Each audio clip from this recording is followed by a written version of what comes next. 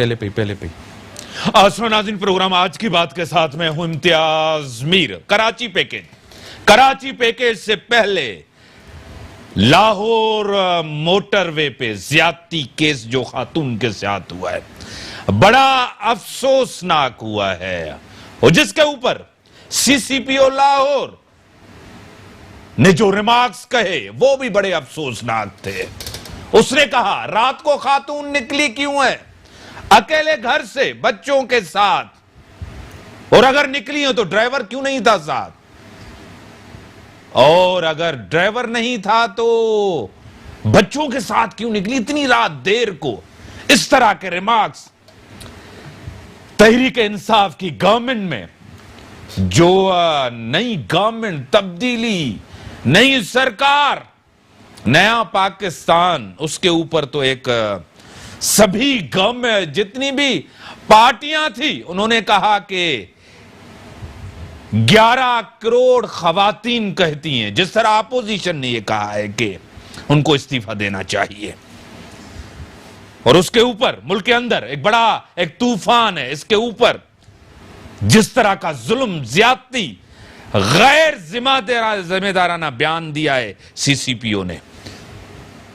उसके बाद कराची पैकेज मान लिया, असद उमर साहब ने कह दिया कि हां सही है, 750 अरब रुपए सिंध गवर्नमेंट के ही हैं, काम तो करें, नहीं तो जूते पड़ेंगे दोनों, पीपल्स पार्टी और पीटीआई को, अगर काम दोनों ने नहीं किया। सिंध के अंदर, दूसरे डिस्ट्रिक्ट के अंदर, मीरपुर खास, बदीन भी बड़ी तबाही हुई है।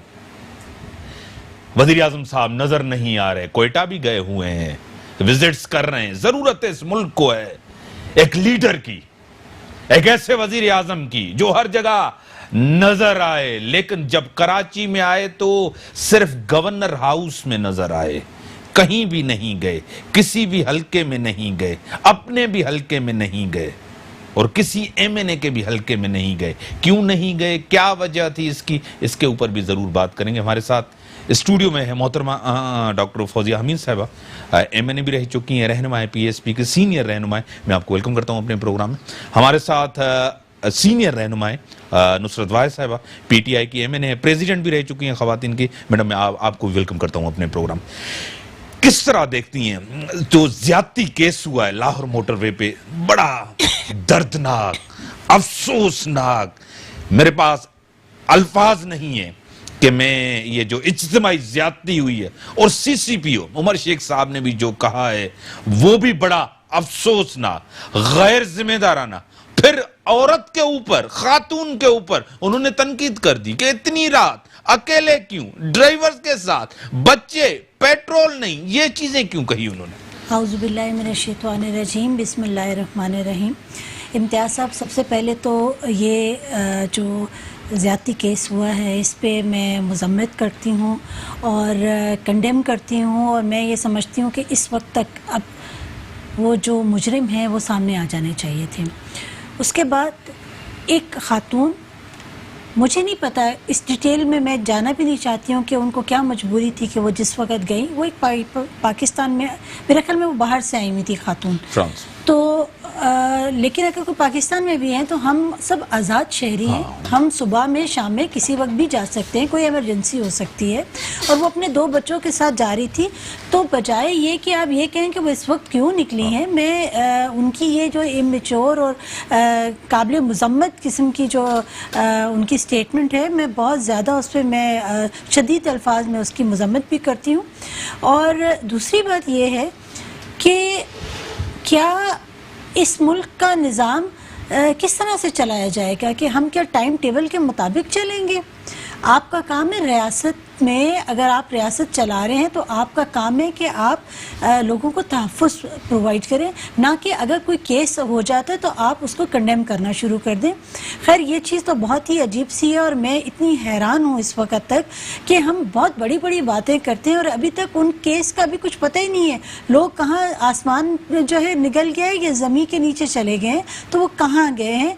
और इस केस पे अगर मैं समझती हूँ कि अगर करार वाक़ई सज़ा नहीं मिलती तो सीसीपीओ को भी जो है सस्पेंड होना चाहिए, और मेरा ख्याल में वजीर आला को तो को इस्तीफा दे देना चाहिए कि आया दिन पंजाब में ये वाकयात हो रहे हैं। मैडम आप क्या कहेंगी, गवर्नमेंट से हैं, एमएनए हैं, खुद एक खातून है और आप मैन पोजीशंस पे रही, एमएनए हैं, सब कुछ हैं, अफसोसनाक वाकया और जिस तरह के सीसीपीओ के रिमार्क्स हैं वो भी आपके सामने। बिस्मिल्लाहिर्रहमानिर्रहीम। बहुत शुक्रिया इम्तियाज़ साहब, अपने प्रोग्राम में अपने इन्वाइट किया मुझे। देखें, मुझे सिवाय दुख और अफसोस के इसके अलावा कुछ नहीं किया जा सकता। आप टीवी ऑन करो, खातून 2 बच्चों समेत रेप हो गई, 5 साल की बच्ची रेप करके जला दिया, 7 साल की बच्ची रेप कर लिया, 12 साल की बच्ची, बाप चीखें सुन के गली में आया, उसने 9वीं क्लास का बच्चा, उसको रेप किया जा रहा है 1 महीने से। हम कौन सी सोसाइटी बन गए हैं? खुदा न खास्ता हम कौन लोग हैं? ये गवर्नमेंट नहीं कर सकती ठीक, कोई दुनिया की गवर्नमेंट ठीक नहीं कर सकती। ये क्या मेंटेलिटी चल रही है, मुझे इस बात का आप बता दें कि एक खातून फ्रांस से आई हुई है अपने बच्चे यहाँ सेटल करने के लिए कि इस्लामी मुल्क में इस्लामी माहौल में पलेंगे वो, और आते साथ ही उसके ऊपर ये जुल्म हो रहा है कि वो घर से क्यों निकली। भाई वो अपने रिश्तेदारों के घर गई हुई थी, अपने घर वापस जा रही थी, उसकी जो बेसिक गलती थी वो पेट्रोल चेक नहीं किया। लेकिन ये वाली बातें जो सीसीओ साहब ने की हैं, ये बातें घर के रिश्तेदार पहले करते हैं, इवेंट से पहले की जाती हैं, इवेंट के बाद नहीं की जा सकती। आप हर मामले में खातून को ठहराएंगे कि उसका कसूर है, तो उसने कपड़े ऐसे क्यों पहने हुए थे, मेकअप क्यों किया हुआ था, बाल ऐसे क्यों बनाए हुए थे, फलां ऐसे क्यों किया हुआ था, इसलिए उसका कसूर है। उसका कसूर नहीं है, वो इंसान है, ह्यूमन बीइंग है। सिर्फ आपकी माँ, आपकी बहन, आपकी बेटी और आपकी बहू काबिल इज्जत है, बाकी जो घर से निकले औरत वो गोश्त पोश्त का एक आपके लिए ललचाई हुई चीज़ है, इसके अलावा कुछ नहीं है। हम इस्लाम के उस रिलीजन से ताल्लुक़ रखते हैं जिसमें हज़रत मोहम्मद सल्लल्लाहु अलैहि वसल्लम ने लड़कियों की पैदाइश पे उनको जिंदा दफनाने पे बंद किया। दुश्मनों ने कहना शुरू किया कि ऐसा कौन सा मज़हब आ गया कि औरतों की तादाद बढ़ गई। फिर जो हमें चीज़ें मिली, जो इज़्ज़त मिली, जो आप सोचें कि उस 1400 साल पहले अगर आप सूरह निसा सिर्फ पढ़ लें तो आप हैरान रह जाएंगे कि औरत को कितनी अल्लाह ने अथॉरिटी और कितनी उसके तहफ़्फ़ुज़ के लिए काम किया है। कि ये हम कौन हैं, हम कौन लोग हैं भाई। अब मैडम जिम्मेदारी हुकूमत की बनती है। देखिए, हुकूमत की जिम्मेदारी, हुकूमत हर लम्हे पे नहीं होगी, हर मकान के बाहर नहीं खड़ी होगी। सीसीपीओ जवाब दे गवर्नमेंट, बिल्कुल गलत है, बिल्कुल उसके कमेंट्स गलत हैं। मैं बहुत ज्यादा, मुझे दुख है और अफसोस है कि वो इतनी बड़ी जगह पे बैठ के इस तरह की बात करें। ये किसी भी कोई भी इंसान करे तो, लेकिन असद उमर साहब उसको डिफेंड कर रहे हैं, लेकिन फैसल शहबाज गिल साहब आके उसको डिफेंड कर रहे हैं। वो जो मर्जी वो लोग कह रहे हैं, वो जाहिर है वो बड़े लीडर्स हैं, उनकी बात में तलब किया जा सकता था, पूछा जा सकता था। बिल्कुल उनको ये हिफाजत तो ये करें ना, आपको, मुझे, बिल्कुल हिफाजत पुलिस डॉक्टर साहिबा को, सबको, आप और हम कहाँ जाएं? भाई हुकूमत की जिम्मेदारी है हर एक की हिफाजत करना। लेकिन अगर कोई मिसहैप हो जा रहा है, खुदा न खास्ता, और सिर्फ ये नहीं कि पंजाब में हो रहा है, कराची में भी हो रहा है। ठीक है मैडम, मैं मेरे साथ टेलीफोन लाइन पे मोहतरमा रेहाम खान साहिबा, senior income person, senior journalist मेरे साथ हैं। मैडम मैं आपको वेलकम करता हूं अपने शो में। मैडम एक बड़ा अफसोसनाक वाकया, बड़ा ही दिल दुखाने वाला वाकया पेश आया। आपको पता है कि लाहौर मोटरवे ज्यादती केस आपके सामने, और जिस तरह सीसीपीओ के रिमार्क्स से, वो तो इंतहाई गैर जिम्मेदाराना रिमार्क्स से आपके सामने, आप क्या कहेंगी इस वाकये के हवाले से? मीर साहब, हमने तो इन तैनातियों से पहले ही आपके शो पे ही आवाम को बावर कराया था कि ये जो सीसीपीओ और आईजी की ट्रांसफर हुई है ये इंतहाई गलत बुनियाद पे हुई है। और हमें क्या पता था कि हम जो बात करते हैं वो दूसरे दिन ही ये हुकूमत जो है उसको साबित करने पे तुली हुई है। तो हम तो ये नहीं सोच सकते थे कि इतना भयानक वाकया हो जाएगा और मोटरवे पे हो जाएगा, और उसके ऊपर वो जो भयानक वाकया गुजरा है उस खातून के ऊपर, उन बच्चों के ऊपर जो सारी जिंदगी के लिए जाहिर है उनको एक ट्रॉमा उनकी जिंदगी में रहेगा। लेकिन फिर हमारा रवैया, सीसीपीओ का रवैया, और बार बार टेलीविजन चैनल्स पे आके इंतहाई, मैं तो कह रही हूँ कि गैर जिम्मेदाराना रवैया नहीं है, ये इंतहाई तकलीफ दे रवैया है। और अगर इस किस्म के रेप अपॉलजिस्ट टेलीविजन पे बैठेंगे और रेप अपॉलजिस्ट हमारे कैपिटल पुलिस ऑफिसर्स होंगे और फिर उनकी तरफदारी और उनकी हिमायत और उनकी बैकिंग मिनिस्टर्स करेंगे जो कैबिनेट में बैठे हुए हैं, असद उमर साहब जैसे लोग करेंगे, शहजाद अकबर जैसे लोग करेंगे, यानी कि इनको समझ नहीं आ रही कि सीसीपीओ ने गलत क्या किया है। ये इतनी खौफनाक बात है कि जिस माशरे को, जिस काबीना को, जिस हुकूमत को, जिस हुकूमती रहनुमा को ये पता ना हो और हमें बताना पड़े कि गलती कहाँ पे है, तो वो माशरा तनज़्ज़ुली की तरफ बहुत तेजी से जा रहा है। ये एक वाकया नहीं है। आप हमें कह रहे हैं कि रात को 12 बजे 12:30 बजे क्यों निकली थी? आप होता कौन है सर्च करने के लिए? क्या 12 साल बच्ची जिसका रेप हुआ है या 5 साल बच्ची जिसका रेप हुआ है और जला दिया गया है, या एक और खातून जिसके घर में घुस के रेप हुआ है बच्चों के सामने ताशा में, तो क्या आप हमें बताएंगे कि हम अपनी जिंदगी कैसे जिए, या आपको हमें बताना चाहिए कि आप अपनी नौकरी सही तरीके से नहीं कर रहे और उसके ऊपर हिमाकतों पे हिमाकतें करते जा रहे हैं? यानी एक फौरी तौर पर उनको चाहिए था अपना इस्तीफा देते, फौरी तौर पे इस काबीना को, इस हुकूमत को, इस वजीर आजम को, इस चीफ मिनिस्टर को चाहिए था कि शर्मिंदगी ना उठाना पड़ती उनको, पहले गलत तैनाती की और फौरन बरतरफी होनी चाहिए थी। ये खुदा का गजब है कि हम टेलीविजन शोज पे आके इनको बता रहे हैं कि आप गलत कहाँ पे हैं।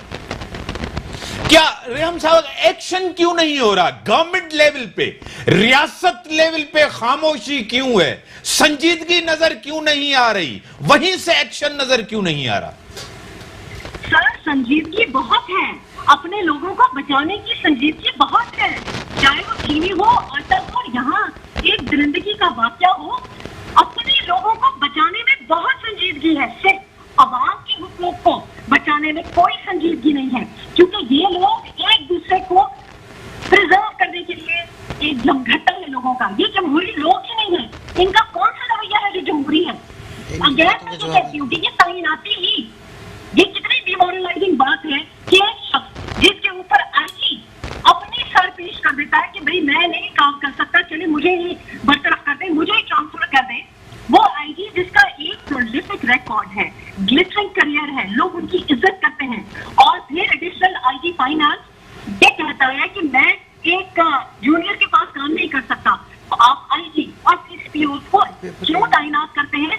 क्योंकि आपके मफाद उनके साथ जुड़े हुए हैं ना, और फिर उनके नामंजार अहमद खाना और उनको आगे टीवी पे सेंड करते हैं ना कि वो भी शर्मिंदा हो जाए।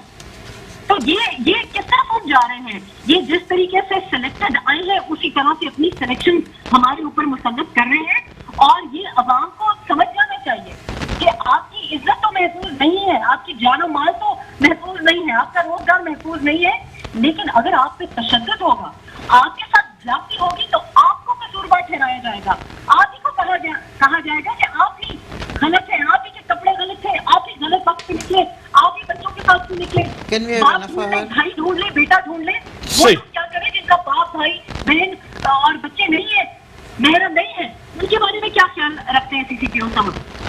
बड़ी मेहरबानी आपकी। ना ब्रेक का टाइम हो गया, ब्रेक के बाद आता हूं। आपकी बड़ी मेहरबानी, आपने टाइम दिया, लंदन से आप मेरे साथ थी। बड़ा जुल्म है, बड़ी ज्यादती है, रियासत एक्शन ले। ये माएँ बहनें सबकी हैं, हमारी हैं, आपकी हैं। ये सिर्फ एक खातून के साथ वाकया नहीं हुआ, ये हम सब के साथ वाकया हुआ है। इसके ऊपर रियासत एक्टिव हो और एक इबरत का, यानी कि ऐसा होना चाहिए कि ये हमेशा याद रखा जाना। ब्रेक का टाइम हुआ, ब्रेक के बाद में नुसरत वाहिद साहिबा क्योंकि इसके ऊपर रिस्पॉन्ड करेंगी ज़रूर, वो थोड़ा सा गुस्से में भी आई हैं। मैं ब्रेक के बाद आता हूँ। वेलकम। हाँ मैडम, इसके ऊपर आप कुछ रिस्पॉन्ड करना चाहेंगी? जी, एक तो ये कि बहुत अच्छी पेशरफ्त हो चुकी है। 2 लोग ATM कार्ड लेके गए हैं उस खातून का और उनको गिरफ़्तार कर लिया गया। ज़ाहिर है वो 2 लोग वही होंगे इंशाल्लाह जिन्होंने ये सारा काम किया था, तो इसका मतलब है कि बहुत नज़दीक पहुंच गए हैं उनको पकड़ने के लिए। फिर जाए वारदात से घड़ी मिली है, रिंग मिली है, जो उन्होंने छीने उसके जेवर और पैसे वटेवर जो भी उसमें वो चीज़ गिर गई और वो पुलिस वालों को आज दिन की रोशनी में मिली है। अच्छा, तीसरी जो आपकी गेस्ट फरमा रही थी कि ये कल्चर जो है शायद हम लोगों ने इंट्रोड्यूस किया है और हम लोगों ने किया है, तो मैं उनकी सिर्फ इन्फॉर्मेशन के लिए इतना सा बताना चाहती हूँ कि हमारे आने से पहले पिछली जितनी हुकूमतें हैं 40 साल से उन्होंने डिप्राइव रखा लोगों को जानबूझ के एजुकेशन से। जब एजुकेशन नहीं होगी, जब फ्रस्ट्रेशन इतनी ज़्यादा होगी, जब घर में पैसा नहीं, आपके दौर में हुकूमत आ गई, यानी कि आपके दौर में बेहतरी आई है। मैं तो ये बात कर ही नहीं रही हूँ, मैं अपने दौर की बात क्यों करूंगी? अभी सिर्फ 2 साल हुए, उस दौर में क्या 2 साल कम अरसा है मैडम, बहुत कम अरसा है किसी भी कौम के लिए। 2 साल कुछ भी नहीं है। आपने तो 100 दिन कहे थे। वो 100 दिन एक लाया अमल तय करने के लिए कहा था, ये नहीं कहा था। बिल्कुल लाया अमल तय हो चुका है, बिल्कुल हो चुका है। आप मुझे डाइवर्ट कर रहे हैं, आप मुझे डाइवर्ट कर रहे हैं मेरी बात से। नहीं प्लीज आप पहले मेरी बात सुनिए। आप बिल्कुल बेकार की बातें कर रहे हैं पूरा टाइम कि वो लोग जिनको एजुकेशन देनी चाहिए थी, वो लोग जिनको जॉब देनी चाहिए थी, वो लोग जिनको पाकिस्तान को आगे लेके जाना चाहिए था, उसने पिछले 40 साल में सवाए लूटने के पाकिस्तान को और कोई दूसरा काम नहीं किया। और उसके बाद वो आप फरमाते हैं कि जी लोग ये कर रहे हैं। फिर इंडियन मूवीज किसने कहा था पाकिस्तान में चलाओ? दिन रात इंडियन मूवीज चल रही है जिसमें सवाए लस्ट के कोई दूसरी चीज नहीं है। वो इतने कपड़े पहन के जिस तरह वो डांस कर रही होती है, वो क्या कर रही है? बच्चों को क्या कर रही है, क्या कह रही है? वो ल्योर करने के अलावा और कुछ नहीं है। ये सारी चीजें हमने इनकलकेट की हैं। हमारे यहाँ बाजार हैं इस तरह के, कराची में इतने बड़े बड़े जहाँ पे गंदी मूवीज मिलती हैं, बच्चे जाके नेट पे बैठ के वो सारा कुछ देखते हैं, बड़े भी मर्द सारे। तो वो क्या करेंगे? वो फ्रस्ट्रेशन है जिसको निकाल रहे हैं। अब हमने इंडियन मूवीज बंद की हैं, अब हमने अपने ड्रामों पे चेक रखना शुरू किया है। हम इस तरह की चीजें लेके आ रहे हैं जो एजुकेट करें। आपको पता है कि टीवी पे इस तरह के चैनल शुरू हो गए जो पढ़ा रहे हैं, क्योंकि कोरोना की वजह से बच्चे स्कूल नहीं जा पा रहे थे, तो उस एजुकेशन को वहां पे लेके आए हैं। हम लोग 2 साल में कोई मिरेकल नहीं कर सकते। हम छोटे छोटे स्टेप्स ले रहे हैं जो आगे जाके 10 साल से 20 साल में उनके रिजल्ट नजर आएंगे। कोई भी जनरेशन, कोई भी कौम एक दिन में ना तबाह होती है ना बन सकती है। इसको मैं आपको बताऊं, अर्दवान जब 94 में आए थे इस्तांबुल के काउंसलर बन के, मेयर बन के, सॉरी, उस वक्त वो हालत थी इस्तांबुल की कि कूड़े के ढेर के ऊपर आज क्या क्या नहीं है इस्तांबुल में? आज सब कुछ है। सिर्फ उसने तरक्की क्यों की? तरक्की लीडर की वजह से की। यहाँ पे भी आपको वही लीडर मिला है। आप देखें, कोरोना में आज पहले नंबर पे आया हुआ है उनका नाम। हाँ, कि चीजें हो रही हैं अच्छी, ऐसा नहीं है कि कुछ नहीं हो रहा, लेकिन बात फिर बार बार वही आती है कि हम लोग 2 साल में मिरेकल नहीं कर सकते। मैडम, क्या आपको लग रहा है कि 2 साल का अरसा कम अरसा है? डॉक्टर साहिबा, जो मैडम कह रही हैं कि कम अरसा है, कि हमने जो है ना ये कम अरसा है। पिछली गवर्नमेंट्स ने तबाही की, बर्बादी की, तबाह कर दिया, बर्बाद कर दिया मुआशरा। एजुकेशन नहीं, हेल्थ नहीं, क्या कहेंगे? मुझे सिर्फ ये बताइए इम्तियाज साहब कि पिछली गवर्नमेंट्स और इस गवर्नमेंट में वाज़ह फ़र्क क्या है? पिछली गवर्नमेंट में भी ऐसे ही होता था, पॉलिटिकल विक्टिमाइजेशन हो रही होती थी, कम होती थी पर थी ज़रूर, लेकिन अभी बहुत ज़्यादा पॉलिटिकल विक्टिमाइजेशन है। अभी आप अगर कुछ भी बोलेंगे टीवी पे आके आपके टॉक शो में, तो आपको एक डिपार्टमेंट से एक लेटर मिल जाएगा। तो बातें ये कि ठीक है, हो सकता है इनकी नीयत पे, हमें खान साहब की नीयत पे बिल्कुल शक नहीं है, वो काम करना चाहते होंगे, लेकिन मैं समझती हूँ कि जिस तरीके से, जिस स्पीड से काम करना चाहिए, वो स्पीड की कमी है। दूसरी बात, जो टीम है, टीम उनको अपने साथ अच्छी टीम लेके चलना चाहिए। बहुत से अच्छे लोग हैं पीटीआई में, ऐसा नहीं कि सभी बुरे हैं। फैसल वाडा जैसे नहीं है, उसके अलावा बहुत अच्छे लोग भी मौजूद हैं। और इस पे तो मैडम भी एग्री करती है टीम के हवाले से। मैं खुद अपनी बहन की भी बात करूंगी, ये भी बहुत अच्छी और बहुत अच्छे तरीके से काम भी कर रही हैं। तो खान साहब को चाहिए कि अपनी टीम पे जरा बेहतर कर। मेरे साथ टेलीफोन लाइन पे मिनिस्टर साहब हैं, सूबाई वजीर हैं, बड़े वोकल हैं, खुल के बात करके हैं, नवाब तहमूर टालपुर साहब। सर, नवाब साहब, मैं आपको वेलकम करता हूं अपने प्रोग्राम में। थैंक यू इम्तियाज मीर साहब, बहुत बहुत शुक्रिया। मेरे साथ एमएनए साहिबा नुसरत वाहिद साहिबा भी बैठी हुई हैं, मेरे साथ डॉक्टर फौजिया हमीद साहिबा भी बैठी हैं, दोनों आपको सुन रहे हैं। एमएनए साहिबा ने कहा कि मुआशरा तबाह किया, एजुकेशन नहीं है। आज जिस तरह के लाहौर मोटरवे ज्यादती केस हुआ है, पिछली गवर्नमेंट ने तबाही की, यानी कि पीपल्स पार्टी और नून लीग ने ये तबाहियां की हुई हैं। इस तरह का मुआशरा बना हुआ है, क्या रिस्पॉन्ड करेंगे? अगर पाकिस्तान पीपल्स पार्टी के टाइम पर किसी अफसर में इतनी जुर्रत होती कि वो किसी बेचारी रेप विक्टिम को कहते कि आपका कसूर है और आप किस टाइम पर आए, तो ये मैसेज जो है ना ब्रॉडकास्ट होने से पहले उस अफसर की वर्दी उतर चुकी होती, वो सस्पेंडेड होता और वो बगल बेल्ट के खड़ा हुआ होता। ये इस जैसे अफसरों को हम जानते हैं जो सीसीपीओ लाहौर ने स्टेटमेंट दी है, बहुत ही शर्मिंदगी की बात है, डूब मरने का मकाम है इस किस्म की एक इलिटरेट बात करना, बेशर्मी की बात करना। उसके अलावा जो बात आईजी ने की इनका जो है मोटरवेज का, कि यहाँ से क्यों गुजरे और वहां से क्यों गुजरे और इस रात को इस टाइम पे अकेले क्यों गुजरे, तो ये तो वही शख्स है जिसको हमने जबरदस्ती यहाँ से हटाया था। और जब पहली बार इमरान खान साहब आए थे और सीएम साहब के साथ मीटिंग की थी तो उन्होंने कहा था कलीम सही आदमी नहीं है और law and order is not in control, तो आप क्यों कुछ नहीं करते। तो उस पर मजबूर होकर सीएम साहब ने कहा था कि जी मैं तो कब से इसको हटाना चाह रहा हूँ पर आप इसको नहीं हटा रहे क्योंकि आप नहीं किसी नाम पे एग्री कर रहे। तो उसके बाद भी उसको 3-4 महीने लटकाए रखा हमारे गर्दन के ऊपर। और तब भी आपने मेरी स्टेटमेंट्स सुनी होंगी कलीम इनाम के खिलाफ, क्योंकि मैं जानता हूँ कितना ही करप्ट आदमी है और मुझे तो पता था उसकी जो है ना करप्शन का, पर वो मॉरली इतना करप्ट है और इतनी गिरीवी ज़हनियत है उसकी कि वो जो है सो इस किस्म की एक बात एक बेचारी मोहतरमा के बारे में कर रहा है। तो मेरे ख्याल से अगर कुछ शर्मो हया होती फेडरल गवर्नमेंट को तो आई एम श्योर अभी तक खान साहब कोई ना कोई एक्शन ले चुके होते, पर उनने कोई एक्शन नहीं लिया है। वो अफसरान वहीं पर बैठे हैं, सीसीपीओ उसी अपनी स्टेटमेंट पे बरकरार बैठा है, जो कलीम इनाम आपका मोटरवेज का है वो भी वहीं पर बैठा हुआ है। तो इससे पता चलता है कि हमारे इस मुआशरे में पीटीआई की क्या किरदार है इनकी हुकूमत का और किस किस्म के अफसरान को प्रमोट करके आगे ला रहे हैं और अभी तक उन पर कोई एक्शन ले रहे हैं। तो this is the mindset of PTI. मुझे बहुत अफसोस से और दुख से कहना पड़ता है, this is not the officers. सरकार हुकूमत के कंट्रोल में होनी चाहिए। इस किस्म की चीज पे बहुत जल्दी मैं तो सोच रहा था कि रात को किसी टाइम ये भी टिकर चल जाएगा आपके चैनल के ऊपर कि जी इसको हटा के और सस्पेंशन पे डाल दिया है और उसको तो प्रमोट करके भी रख के बैठे में। ठीक है सर, एक और चीज कराची के हवाले से, बिलावल साहब मुख्तलिफ डिस्ट्रिक्ट्स के अंदर हैं, प्रेसिडेंट ऑफ पाकिस्तान भी हैं, वो भी आए हुए हैं, वो भी विजिट्स कर रहे हैं। मोहतरम जनाब आरिफ अलवी साहब प्रेसिडेंट ऑफ पाकिस्तान है, मोहतरम है हमारे लिए। बिलावल साहब भी विजिट्स कर रहे हैं, बार बार डिमांड भी कर रहे हैं कि दूसरे डिस्ट्रिक्ट भी बारिशों की वजह से डूब गए, कोई वफाक आपकी मदद नहीं कर रहे। इसके ऊपर आप क्या कहेंगे? देखिए जी, तो बहुत ही सिचुएशन क्रिटिकल और खराब है। कोई कराची के से बाहर निकलने को तैयार नहीं। अगर कराची में भी आए खान साहब तो और जब शहबाज शरीफ भी होके चला गया, हमारे आर्मी चीफ साहब होके चल गए, उसके बाद इनको ख्याल है जी कराची के आवाम को देख लो, वहां से भी हमने कुछ सीटें उठाई हैं। तो चलो वहां पर तो आ गए, पर जितनी तबाही बर्बादी हुई है कराची में उससे ज्यादा बर्बादी हुई है आपके अर्बन सिंध के अंदर, क्योंकि यहाँ पर लोगों के फसल डूब गए हैं। मैं सलाम पेश करता हूँ चेयरमैन बिलावल भुट्टो को, जो 5 दिन से मीरपुर खास में कैंप करके बैठे हुए हैं। 2 दिन मीरपुर खास डिस्ट्रिक्ट के दौरे किए, तीसरे दिन इन्होंने खिपरों का दौरा किया।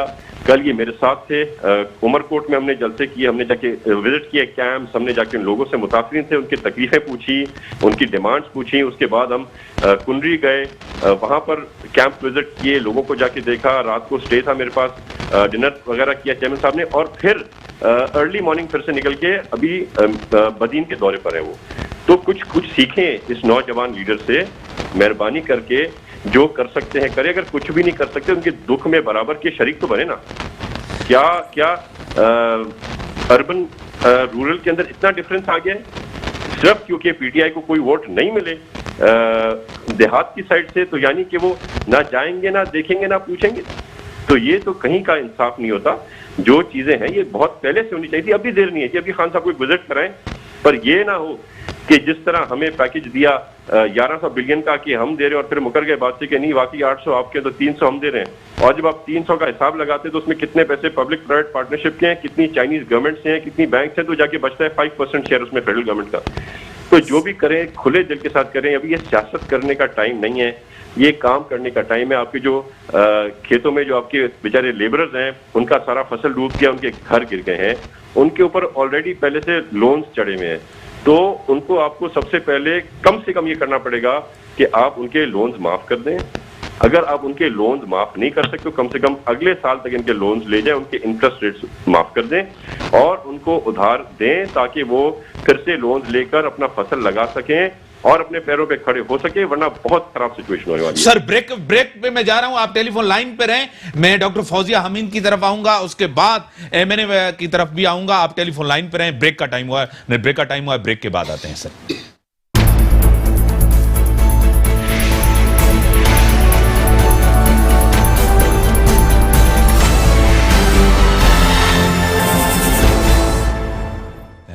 वेलकम बैक नाज़रीन। मैडम क्या कहेंगी, जिस तरह तैमूर टालपुर साहब ने भी कहा कि कुछ करें सिंध के लिए, बहुत बड़ी अपॉर्चुनिटी मिली है तहरीक इंसाफ को, पूरे मुल्क में उनकी गवर्नमेंट है वफाकी, क्या कहेंगी आप? देखिए, टालपुर साहब ने बात तो बिल्कुल ठीक की है, लेकिन वो शायद ये भूल गए कि पिछले 10 दिहाइयों से जो है वो गवर्नमेंट किसकी है, उन्हीं की गवर्नमेंट है, पीपल्स पार्टी की।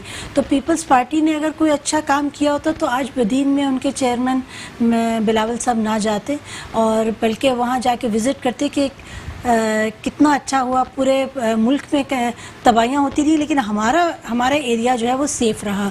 कराची हो जाए, इंटीरियर सिंध हो जाए, सब जगह तबाही हुई है, तो रिस्पॉन्सिबल तो आपकी प्रोविंशियल गवर्नमेंट है।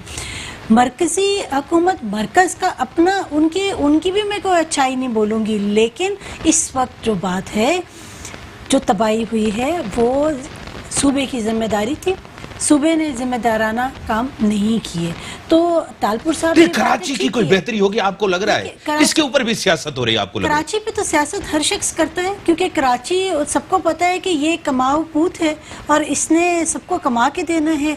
कराची एक ऐसा शहर है जो कि आपके मुल्क की मईशत की रीढ़ की हड्डी है। लेकिन खान साहब क्यों नहीं गए? गुलशन चले जाते, नाजमाबाद चले जाते, घूमते, जाके देखते, कोई इलाका देखते, विजिट करते, रोड्स देखते, ड्रेनेज सिस्टम देखते। खुद जहां से जीत के आए थे, जहां से उनको वोट पड़ा था, यहां तो उनको काफी मेजॉरिटी मिली। देखिए, खान साहब की मसला ये है कि मुझे समझ नहीं आती कि जब वो सिंध की दहलीज को पार करते हैं तो वो उनकी जो विजडम है वो कहाँ चली जाती है। पहले वो आए तो यहाँ PIA का वाकया हुआ था, लोग दुखी थे, तो वो इंटीरियर सिंध चले गए, अपने किसी ने शमूलियत करी थी वहाँ चले गए दौरे पे और वहाँ खाने खा के आ गए। अब के बार वो आए हैं तो पूरा जो सिंध है, पूरा कराची, सिर्फ गवर्नर आए, सब परेशान, और वो गवर्नर हाउस आके चले गए। अब ये तो मेरे ख्याल में उनसे पूछना चाहिए कि जो इनका स्केड्यूल बना रहे हैं, वज़ीर आज़म साहब को खुद भी सोचना चाहिए कि वो जब सिंध में आते हैं तो ख़ास तौर पे ख्याल रखें कि कराची में अगर एंटर हो रहे हैं तो ये वो शहर है जिसने उनको वज़ीर आज़म की सीट पर बिठाया। ये कराची में जब एंटर होते हैं तो उनको ये याद रहना चाहिए कि उनको उनकी पार्टी को सदर का ओहदा दिया। जब ये कराची में आएंगे तो उनको ये याद होना चाहिए कि यहाँ से उन्होंने बहुत से वज़रा दिए हैं। तो कराची इस वक्त दुखी है।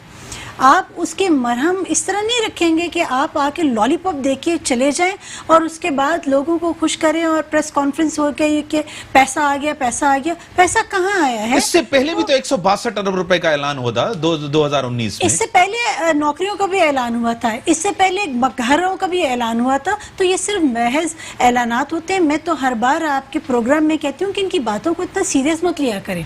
मैडम, क्या आपकी बातों को, आपके वजीर आजम की बातों को कराची वाले सीरियस नहीं लें? मैडम क्या करें? 2019 में 162 अरब रुपए का ऐलान हुआ था, कह रहे हैं कि सीरियस नहीं लें। हम ना लें, ये लोग सीरियस, जाहिर है इनको लेने की जरूरत नहीं है। ये भी MKM में थी ना, और MKM पिछले 30 साल से हुकूमत कर रही है। MKM आपके साथ चिपक के बैठी हुई है तो और आप उसको छोड़ नहीं रहे। आप क्या बात करें? हमने तो MKM को एक किक लगा दी और उस वक्त MKM को किक लगाई जब हम पोस्ट पे थे। आप ये बात कहेंगी तो आपको जवाब मिलेगा। जब हम पोस्ट पे थे तभी हमने MKM को छोड़ दिया था। तो आपको ये बात कहने की जरूरत नहीं है कि MKM अच्छी है या बुरी है। अच्छी है, बुरी है, आपके साथ है, आपके तहादी है। आप छोड़ के तो देखिए MKM को। वो लोग हमारे साथ अब नहीं है, हमारे साथ भाई साहब नहीं है जो आपके साथ थे, और हमारे साथ भी भाई साहब नहीं है। और ये बात अच्छी है कि आपके पास कोई आ जाए तो वो ड्राई क्लीन हो जाता है, और अगर दूसरी जगह कहीं जाए तो वो ड्राई क्लीन नहीं हुआ। ये वही MKM है, ये वही MKM है। बीबी, आप क्या बात करिए, जरा हिस्ट्री पढ़ के आइए MKM की। हिस्ट्री पढ़ के आऊँ मैं MKM की। MKM ने 2 पुल बना दिए, कुछ बना दिए, उसके साथ 25-25 लोग भी रोजाना मरते थे। वो 12 मई का तो वाकया फिर भी आपने उधर ही उनको आता है। क्यों इत्तेहादी तो बनाया? हमने आप ही के वजीर आजम ने कहा था कि अगर इसको मैं अपने साथ पार्टी को बिठाऊंगा तो मुझसे ज्यादा बड़ा गद्दार कोई नहीं है। तो मेरा ख्याल में आपसे ज्यादा बड़ा गद्दार नहीं है कोई भी। अब उनका लीडर उनके साथ नहीं है, बहुत सारे लोगों ने उनको त्याग दिए और जो लोग इस खाली लीडर नहीं था, मारने में बहुत से और लोग भी थे, किलिंग में सब लोग शामिल थे और वो तमाम लोग आपके साथ जो बैठे हुए वो सब उनकी हिस्ट्री पढ़ रहे हैं आप लोग। एमक्यूएम में ही थे और वो भी उसी प्रोसेस में शामिल थे। मेरा कहने का मकसद सिर्फ ये था कि 30 साल से ये लोग भी हुकूमत में थे, तो उससे कहीं ज्यादा साल से पीपल्स पार्टी हुकूमत में है और उसके साथ साथ नून लीग भी हुकूमत में। लेकिन इन लोगों ने क्या किया, इनके हमारे वजीर आजम की बात ना माने जी, उनके ऊपर एतबार ना करें। उन्होंने नौकरियों की बात की, नौकरी तो वहां पर रखी हुई थी, फौरन ही उठा के दे देते। उन्होंने घरों की बात की, वो फौरन दे देते। आप कोई भी घर, आप अपना घर बना लें, आपको 6 महीने से साल लगेगा सिर्फ उसकी प्लानिंग में, फिर उसका आर्किटेक्ट ढूंढेंगे, फिर उसका मटेरियल लेके आएंगे, फिर उसके बाद मजदूर लेके आएंगे, फिर ठेकेदार लेके आएंगे। मतलब इनको 10 साल की हुकूमत चाहिए, 5 साल की हुकूमत नहीं चाहिए। हमें तो 25 साल की मिल जाए तो वो थोड़ी है इस मुल्क के लिए कि कम से कम एस्टेब्लिश करके खड़ा तो कर देंगे।